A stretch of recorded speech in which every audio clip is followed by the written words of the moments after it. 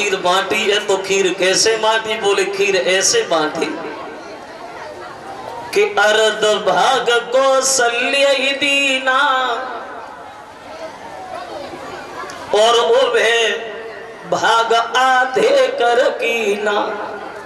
बोले अर्ध भाग खीर का जो आधा भाग था वो सबसे बड़ी रानी कौशल्या को दिया, और जो आधी खीर बची है वो कैकेयी और सुमित्रा को दे दी। कहने का मतलब ये है आधे में से बड़ी रानी कौशल्या और आधी जो बची उनमें से दोनों छोटी रानी। तो कौशल्या के मन में एक बात आई और सोचा उसने कि हम घर में बड़े हैं और हमारे पास खीर ज्यादा है, तो ये दोनों ये ना सोचे कि बड़ी थी इसलिए ज्यादा मिली, तो उसने अपने आधे भाग में से आधा भाग निकाला और खुद से छोटी रानी कैकेयी को दे दिया।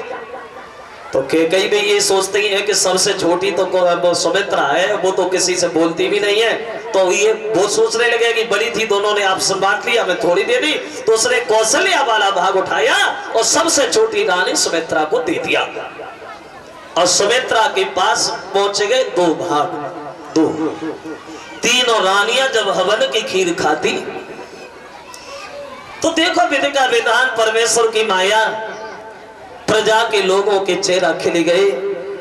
तीनों रानियां गर्भ धारण करती हैं और खीर के खाने के ठीक 1 साल बाद उन कौशल्या के गर्भ से प्रभु श्री राम प्रकट होते हैं।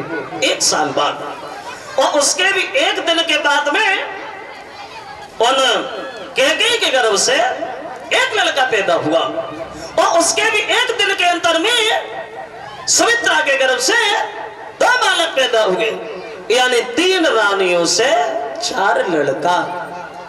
कब आए राम, कब अवतार हुआ राम का? तो गोस्वामी तुलसीदास ये बताते हैं कब आए राम, तो तुलसीदास जी ने ये कहा कब अवतार हुआ राम का, तो बोले कि नौमी तिथि मधुमा सकुनीता।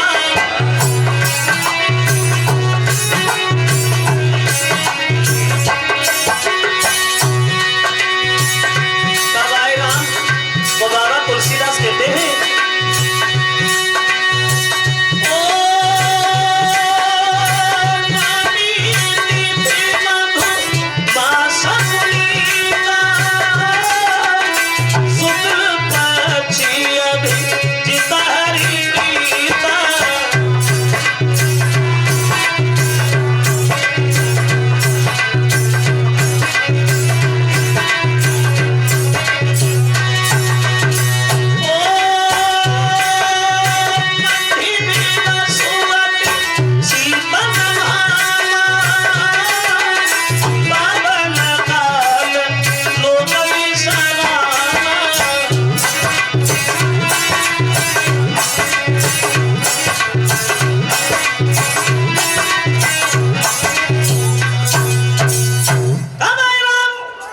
तुलसीदास जी ने ये इशारा दिया कि नौमी तिथि मधुमास पुनीता और शुक्ल पक्ष अभिजित हरि प्रीता।